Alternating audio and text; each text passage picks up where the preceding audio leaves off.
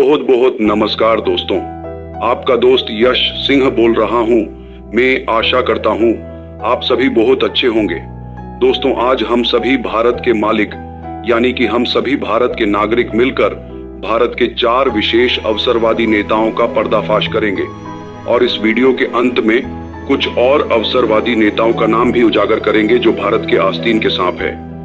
दोस्तों, मुझे आपसे यह पक्की आशा है कि आप सभी सिर्फ इस महत्वपूर्ण वीडियो जिसमें भारत के आस्तीन के शापों की जो भारत में पहली बार लिस्ट बनाई जा रही है, इसको पूरा सुनेंगे और अपना भी मत कमेंट करेंगे और इस वीडियो को दबाकर शेयर करके भारत माता को अपनी सच्ची देशभक्ति भी प्रदान करेंगे।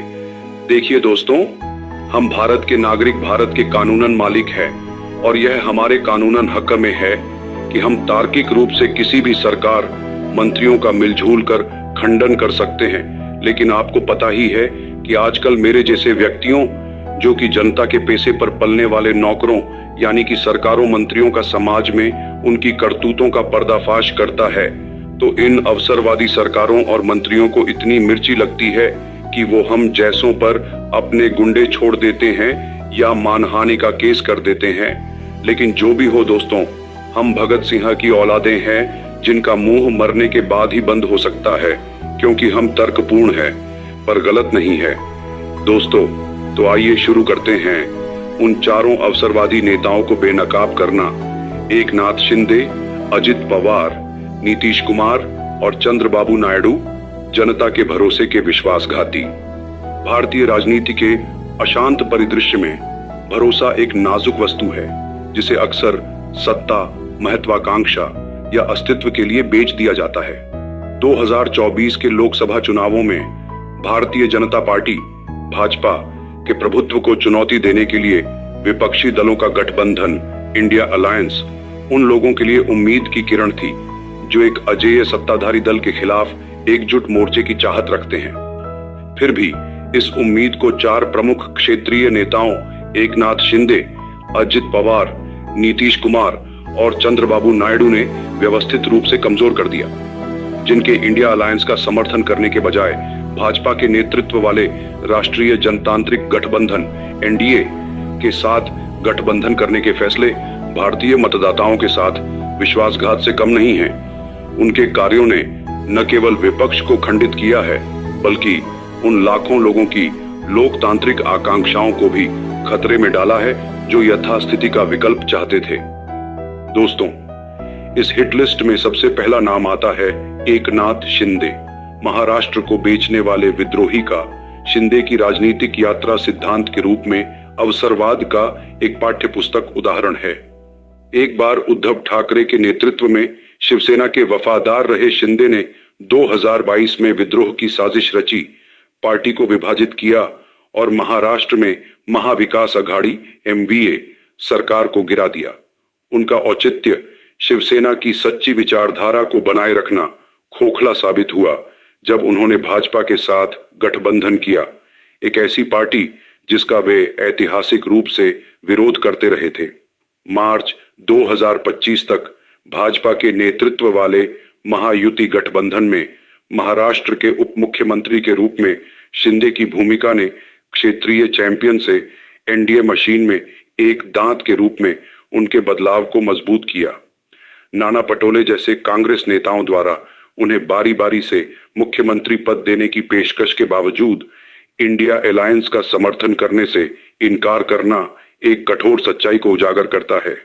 शिंदे ने महाराष्ट्र के लोगों की सामूहिक इच्छा पर व्यक्तिगत शक्ति को प्राथमिकता दी, जिन्होंने 2019 में एकजुट विपक्ष के लिए मतदान किया था। उनके दल बदल ने MVA को कमजोर कर दिया और विस्तार से इंडिया अलायंस की संभावनाओं को कमजोर कर दिया, जिससे मतदाता निराश हो गए। दोस्तों, इसी कड़ी में भारत के दूसरे सबसे बड़े अवसरवादी अजित पवार, राष्ट्रवादी महत्वाकांक्षाओं के सीरियल दल बदलू का नाम आता है।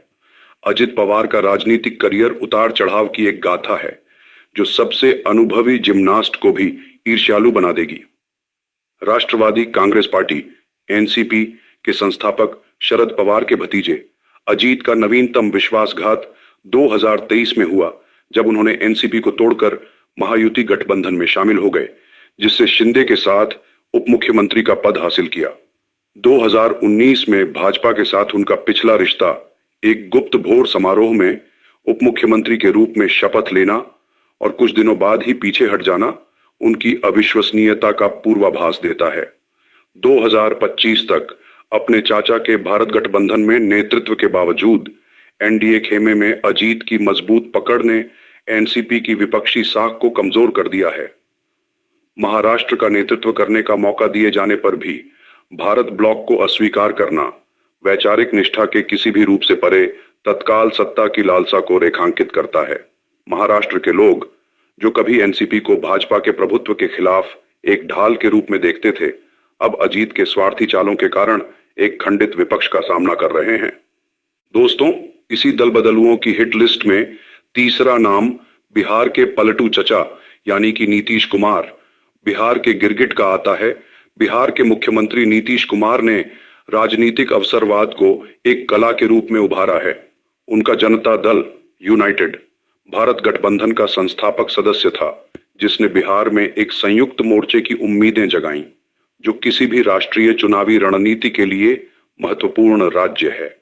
फिर भी जनवरी 2024 में नीतीश ने विपक्षी गठबंधन में अस्थिरता का हवाला देते हुए भारत गठबंधन को छोड़कर एनडीए में शामिल होने के लिए अपना कई बार बदला लिया।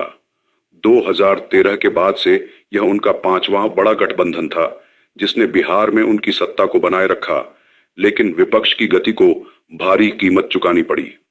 व्यापक भाजपा विरोधी एजेंडे पर अपने अस्तित्व को प्राथमिकता देने के नीतीश के फैसले ने बिहार के मतदाताओं को छोड़ दिया है, जिनमें से कई ने भारत गठबंधन के बदलाव के वादे का समर्थन किया था, परित्यक्त महसूस कर रहे हैं। उनके कार्यों ने न केवल एनडीए की संख्या को बढ़ाया है, बल्कि विपक्षी एकता की कमजोरी को भी उजागर किया है, जिससे भाजपा को केंद्र में सरकार बनाने का फायदा दिलाया। अब बात कर लेते हैं चंद्रबाबू नायडू की, जो ऐसे व्यक्ति है जो अपनी सुविधा को चुनने के लिए आंध्र प्रदेश के लोगों के मतों को तिलांजलि दे दी।